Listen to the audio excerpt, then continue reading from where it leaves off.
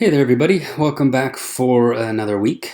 So, for this session, we're going to talk about Islamic art. So, the third monotheistic religion of the West, connected to Judaism and Christianity and its history and their histories. And then after the break, we're going to go to the Romanesque period, so the beginning of the second millennium in the history of Western art. Okay, but let's start with Islamic art. And hopefully you'll remember the timeline from last week where I showed you how these three religions, Judaism, Christianity, are connected to each other in time. And Islam, of course, is the youngest of the three, but they share certain tenets in common, of course, going all the way back to the founding of Judaism and Abrahamic law. These monotheistic religions are sometimes called the Abrahamic tradition or the Abrahamic religions. They all connect back to Abraham. And so it was founded by the Prophet Muhammad in around 570. He was an orphan who lived in Saudi Arabia, modern-day Saudi Arabia, in Mecca. And he dies in 632. But whereas with Christianity, which still founds the Western calendar, the Christian calendar, which begins more or less, you'll remember from last week, with the birth of the historical figure of Christ, where that would be 0, right? And then you go up. The Islamic calendar does not start with the birth of the spiritual leader, of the religious leader of Muhammad for Muslims. It starts with an event that comes later, which is known as the Hijrah. So Muhammad lives near in Mecca, and this is a pretty important economic center at the time, and there are lots of different competing religions and polytheistic religions. Polytheistic means religions that are based on a number of gods. And so this was deeply entrenched in this culture at the time. So once Muhammad starts gaining followers, and the first Muslim would be his wife. Once he starts getting followers, and he starts to preach that there is only one God, which is part of the 5 pillars of Islam that we're going to talk about in a moment. You can imagine that politically, culturally, this would create some issues. It would create a problem, and so he's actually forced to leave Mecca for a city that's called Medina. So this is in some ways kind of like an exodus, that we have in the Old Testament. So this was in 622 when he's around. If we do the math, he's around 50 years old. And this is then the year 0 for the Islamic calendar. So it's distinct from Christianity in that sense. The calendar starts with this important event. And if you're interested in this history, so the early history of Islam as it goes through all the way up into the 20th century, I can't recommend enough this book called Destiny Disrupted, a history of the world through Islamic eyes. It's so good. It's very, very engaging, very, very readable. And it gives you a parallel history. So you'll have the history of the Western calendar. And what we're talking about here, largely speaking, we did last week. The parallel history is with the Byzantine Empire, right? And you'll remember that the Byzantine Empire will fall to the Ottoman Empire, an Islamic empire, in the 15th century, much later on, right? So you get the history of the West, but then also the parallel history of Islam, which begins with a different date, right? So you have 2 calendars that are running in tandem, and really at no point in human history had a religion gained so much prominence and spread so quickly as Islam. So it's a fascinating story in world history, and a very important one, right? And if you're like me, I was born I was raised in France when I was younger. I was raised Catholic. So I know quite a bit about the history of Catholicism and the tenets of Christianity.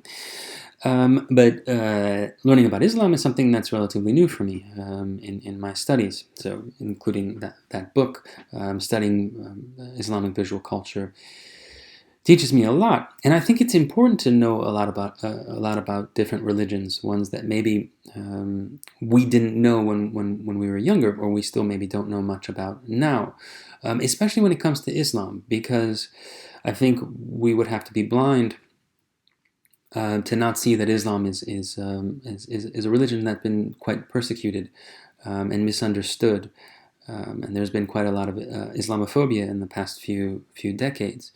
What's unfolding in China is quite incredible if you read if you read this history. So it's very important for people like me and really all of us who don't know about certain religions that weren't part of our upbringing to know something about them and to try to understand them on their own terms, and to realize when we go through the 5 pillars of Islam that they're not really very different from the central tenets of other world religions, especially monotheistic religion of Judaism and Christianity, right? So the 5 pillars of Islam are really important to know, and the first is that there is no God except God. So this is a bearing witness or an assertion of monotheism, that there is only the one God. And for Muslims, the most important prophet and the last one, the last prophet, is Muhammad, and he's the messenger, right? And this is where the Quran comes in, which really is a form of recitation. He's receiving the word of God and getting it down, which begins in a cave outside Mecca when he first, according to the Islamic tradition, first receives the word of God and becomes the prophet. So that's the first pillar, a simple assertion of monotheism. Right. The second pillar is to pray. Like any other religion, like most other religions, prayer is involved, and this happened 5 times a day, facing Mecca. And the picture you're seeing in the back, we're going to talk about it in a moment, but this is Mecca, an important site, the most important site for Muslims.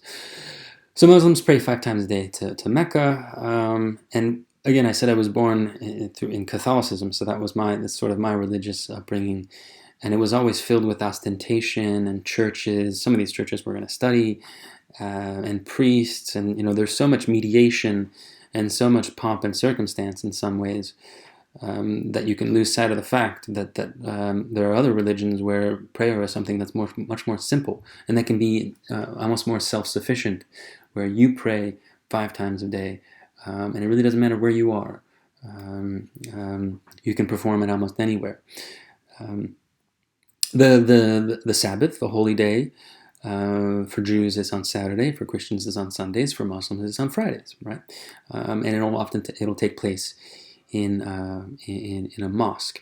And where I live in Harlem, there's a mosque nearby, and on most Fridays when I'm home, I can hear the call to prayer. And the call to prayer is very important, and we're going to see it featured in the architecture, the Islamic architecture that we look at. The third pillar is charity, altruism, philanthropy, so giving back to the poor and the needy. And there's a certain percentage. So in the book, it says 2.5% of one's savings. I've seen it different percentages, so I'll be honest, I'm not sure exactly which one it is, or if it is even standardized, or maybe there are competing interpretations of this. But whatever the case might be, the third pillar is about charity and giving back. The fourth is to observe Ramadan, which involves fasting during the day, and it's a form of self-control. So this is a form of asceticism, of depriving yourself in some way, as a form of prayer, as a form of piety. This also is very shared by a number of world religions. Buddhism is one. It's in some cases, in some ways, founded on this idea of self-control.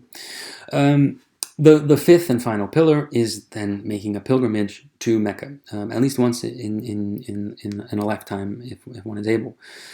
And this, you're seeing the pilgrimage to Mecca, which is still, on an annual basis, the largest gathering of humans in the world. I think this year, because of this pandemic, that for the first time ever it's been tapered back. I've read a little bit about it. It's completely unprecedented, right? So it tells you how unprecedented this pandemic really is in many ways. And this idea of pilgrimage, of going on a journey, of traveling as a form of piety, as a form of showing faith, of attesting to one's faith, is also shared by a number of religions. And when we go to the Romanesque period in the next part of the class, you're going to see the pilgrimage is very, very important to Christians in that period, and in many ways marks that period in a number of ways. Okay, so those are the 5 pillars of Islam. But now let's go, so we get a general sense of the faith. Of course, to really understand it, we'd have to do a lot more studying and take a lot more time. But when we talk about the art and the architecture and the visual culture of the Islamic tradition, it often begins with this structure, the Dome of the Rock, which is in Jerusalem. It was completed in 691, begun in 687, and commissioned by the Caliph Abd al-Malik. It's anonymous, we don't know who the architect is, but we do know it was commissioned by this Caliph, the first Caliph. And the Caliph is in the lineage of the Prophet Muhammad for Muslims. He's the subsequent leader, and eventually in the Muslim faith, it's gonna splinter. You're gonna have 2 different caliphs, and the faith in some ways is still splintered today between, let's say, an example would be Sunni and Shiites, so Muslims that are either the majority in Iran or the majority in Iraq. They represent 2 different legacies of Islam. But at this point, you still had, this was still one unified caliph, and he builds this he commissions this very important structure, the Dome of the Rock. And this is a modern day image in Jerusalem, right? So, but you can still, like the Hagia Sophia in the Byzantine Empire that we looked at, you still get a really good sense that this is a really important building in the landscape, and almost like this oasis, like a respite from all this building, right? You have trees, and then of course you have this beautiful structure in the center of it. And already from a distance, you can tell that there's something distinct about the Dome of the Rock. It's so much more colorful and, to my eyes, more interesting to look at than, let's say, the Hagia Sophia or the Pantheon or even the Parthenon, where the outside it's nice, right? These incredible structures, but inside is where you really get like the full glory of the structure. But here, the outside is almost as resplendent and as interesting as the inside, and this is one of the central innovations of Islamic architecture, especially this incredible mosaic tile work that you'll see in Islamic art. Islamic artists are some of the great workers of tile and mosaic in world history. It's unbelievable. So you'll see a lot of color and a lot of shapes from the outside. And here it is more up close, right? So you get a sense of this beautiful tile work, where you almost be excused to simply look at it from the outside and never bother to go inside, because there's so much there. And then, of course, it's calling attention to itself with this large golden dome, topping the whole thing off, right? And so we can look a little more closely, and you get the sense of the precision and the geometry. A lot of time, Islamic visual culture and art has this precise geometry and mathematical structure that just creates very, very beautiful shapes that really play with the eye in this really lovely way. And you'll notice more or less abstract shapes, what used to be called arabesques, coming from Arab, arabesque, which would mean very abstract shapes. Sometimes these shapes will be reminiscent of natural elements, like water, like leaves, like vegetal, maybe like trees and branches and that sort of thing. But for the most part, it will be non-representational. It will be abstract. And this is a central part of the faith. So like in Judaism and Christianity, you'll remember from last week, there's a real uneasy, there's real tension running throughout those faiths about images, right? Is it okay to make an image of a holy figure? Is it even okay to make the image of like an animal or something living? on the world, right? In this divine creation, because think about it: for the faithful, for people who have faith, the world was in some way, shape, or form created by a God, right? So how in the world can a human come along and try to recreate that, right? That's profane. It's impious, right? And so we talked about how, especially in Christianity, there are ways in which images could be legitimized, but in Islam, there's a more or less complete ban and prescription on figuration. So you'll certainly never see images of holy figures. You'll certainly never see images of human bodies or other animal bodies, right? This doesn't mean that in all of Islamic visual culture or Arabic cultures that you won't have figuration, that you won't see narrative stories and that sort of thing. There will be secular forms of art, like these incredible miniature paintings that if you ever go to the Met, Mughal miniature paintings, they're gorgeous, they're unbelievable. There you're going to have full stories. They're almost like cartoons in some ways, like really, really beautiful stories that lay out in multiple panels. So you will have figuration, but not in Islamic, not in religious art, right? You're largely going to have abstract shapes, as you're seeing on the outside of the Dome of the Rock. But you will also see, and this is really important, we'll talk about why at the end of this session, you note there's also calligraphy, right? Calligraphy is incredibly important in Islamic visual culture. And maybe usually the most important artists were the calligraphers. And there are specific reasons for this, and we're going to talk about it in a moment. So that's the outside. Here is the inside, which is quite beautiful. And you notice from the outside, we've talked about the innovations of Islamic artists and architects. But you'll also notice that they're influenced and furthering the tradition of Byzantine architecture, right? This is a dome on the drum. This is a variant on the Hagia Sophia, which of course brings us all the way back to Greco-Roman architecture, right? So architecturally speaking, Islamic architecture is in many ways continuing the legacy of Western architecture. If by Western we mean Judeo-Christian, right?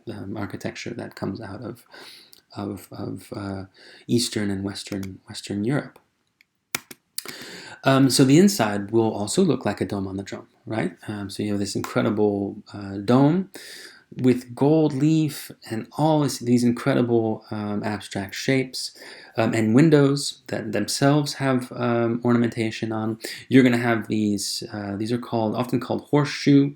Well, these are not fully horseshoe colonnades, arches, but they're close. So this is a variant, of course, on a Roman arch, right? And this is a variant on the Corinthian Capitol, right? So you're noticing these staples of architectural elements from the ancient world that you already know quite well from this class. And again, there's absolutely no figuration. There are no mosaics of figures, but there's a lot of calligraphy, and there's a lot of abstract shapes and designs. The center is open, and I've had students who've been there and have seen this in person, so it must be really impressive. The center part is open to reveal this geological formation, which is called the foundation stone, and this is the holiest part of this structure.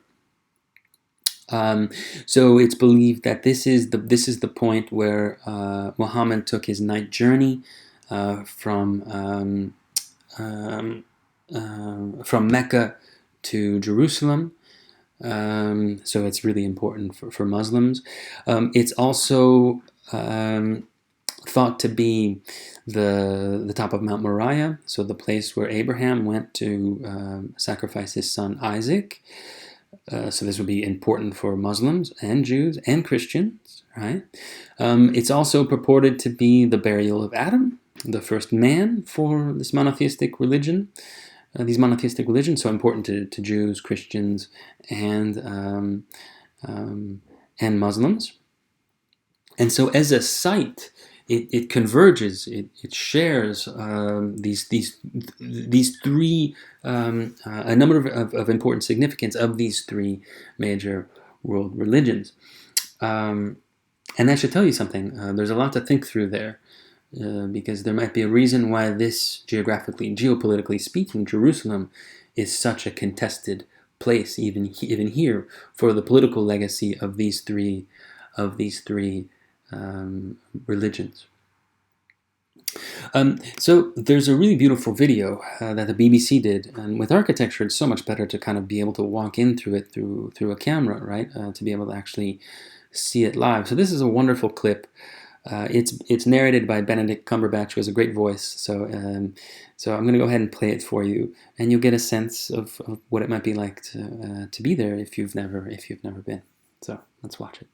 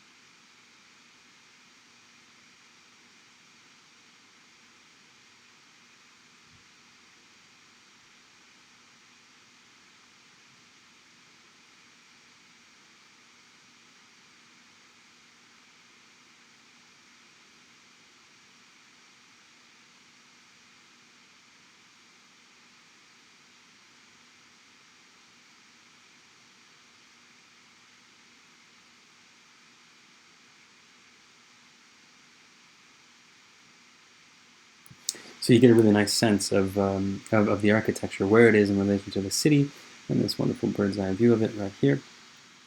And one of the biggest, I think one of the biggest mistakes that I see, that I hear from students is they'll describe the Dome of the Rock as a mosque. And it's not a mosque, it's a monument. When we turn our attention to mosques, we go to Tunisia. And this is a very important, very famous mosque, the Great Mosque of Kairouan, which was made in, now we're going further forward in time, into the 9th century. It's anonymous, we don't know the architect, but we do know that this is one of the original styles of mosques, which is a Hippo-style mosque, which most closely resembles Muhammad's house in Medina after being temporarily expelled from Mecca, where he preached, right, and where the religion grew, and he got more and more faithful. And so it's thought that this type of mosque is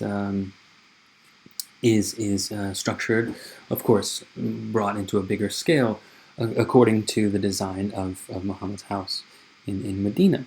And so you'll often have this open courtyard, and then there'll be a big prayer hall, and then there's a colonnade here. Then you have this large structure here, which is a minaret, which is where you'll hear the call to prayer, right? So this mosque will be the center of the urban landscape. And here you see another vantage of it. So this is the minaret. Someone would get up and make the call to prayer. And again, you have these like horseshoe shaped columns. These are double columns, and this sort of beautiful courtyard, very large open air. Not all minarets were made the same. So you remember there were minarets along outside the Hagia Sophia when it was turned into a mosque. Those minarets look quite different from the one in Tunisia, right? And this very famous minaret, which is in Iran, it's part of the Great Mosque of Samarra. This is also very different, right? A very different shape. And it's massive, massive, massive, massive. And it's so massive that people think that it probably could not be used for call to prayer because no one will hear you from the top there. So this was more about being a signal point in the landscape. Like here's this very impressive minaret. And here you have the scale, right? So here's a person, right? So this is just a massive, massive minaret. And it's called the Malwiya Tower, the Malwiya minaret, which means spiral or snail shell, for obvious reasons, right? It sort of spirals upward into the sky. And so here you get a sense of people walking up and back down this minaret. So they would take lots of different shapes and forms. Another really key object and place in any mosque would be the mihrab, and this is the mihrab from a madrasa. A madrasa is a theological school. This one was from Iran, and this one was made in around the mid 14th century, 1354. And here once again we're seeing this incredible tile work and calligraphy. So I don't read Arabic, unfortunately, but this calligraphy, which is a newer type of script, are the 5 pillars of Islam, the writing of the 5 pillars that we talked about at the beginning of today. And then you have, this is called Kufic script. It's an older form of script that's also in the center here. And the rest of it is this amazing abstract, these abstract designs, which you sort of get a sense of like an oasis, and it's you get like almost like a reflecting pool of water with leaves floating on the surface, right? And this signifies 2 things, right? For the most part here we're talking about desert, drier geographies with this religion. So water would quite literally be like an oasis and would quite literally be life-giving and important. So with the Dome of the Rock, you also had this sense of this oasis. And if you ever study and look at the Taj Mahal, you'll also get this sort of reflecting pool oasis kind of feel from the gardens around that structure. And so you're even getting it in this tile work and in these abstract designs. But it would also convey paradise. It would also have sort of heavenly connotations, right? An otherworldly realm, a divine realm. And the mihrab is where, again, also thought to be from the original design of Muhammad's house, and this is where you would have this is where he would preach, and still today a mihrab would be used. This is more or less like frame or provide a relief for an important holy figure speaking or preaching, right? This now is this mihrab, very famous one. It's no longer in Iran. It's in the Met, right? And this brings us to a topic that I think we broached and talked about when we discussed the Elgin marbles and Greece wanting the Elgin marbles back from Great Britain. But what about an object like this that comes from outside the West, that is now part of an important curatorial collection in the West? Namely the Met Museum. They have an incredible Islamic collection. What do we do there politically? Is this an object that can even be uprooted from its original cultural context? Is this object even an art object? Should it be in a museum? What sort of colonial history does this object represent? One of the things that, and it's quite welcome, one of the things that's happening to art history in the past decade, and certainly in the past year or so, is this ambition to decolonize the discipline, which would mean understanding that the narrative and history of Western art is one that was founded on imperialism and colonial ambitions within history, and being clear-eyed about that a lot of these objects in these museums, their provenance come from a form of expropriation, a form of, some people would even say, plundering of distant lands, right? Or distant lands relative to the West anyways, right? So these ideas and this theme is unavoidable now when we talk about this type of object. And I don't know exactly, how did the Met get this object? What is the physical provenance? What is like the journey that this object, this mihrab, has taken since it was made in the mid 14th century in Iran, right? And what does it mean for it to still be in New York City rather than in Iran, right? These are really important and interesting questions that for the longest time people didn't ask, and now the discipline is starting to ask these questions. It's a welcome change. But you'll remember from the beginning of the class, probably the most important art form in Islamic visual culture would be calligraphy. And it makes sense, right? Because this is a script. This is a religion of recitation. This is a religion of the word, right? Quite literally, for Muslims, the Quran is the word of God, mediated through the Prophet Muhammad, right? So the calligrapher's job is to, as beautifully and as exactly as possible, replicate these words, right? The stakes are really high within within the faith. And so you have some of the most beautiful, and I almost sometimes can't believe that these were made by human hands and not by like a computer, because they're so exact. The training that had to go into calligraphy, like in Chinese ink painting and like in other parts of the world where calligraphy is an important tradition and heritage, the way in which it's executed is out of this world. It's so beautiful and so exact.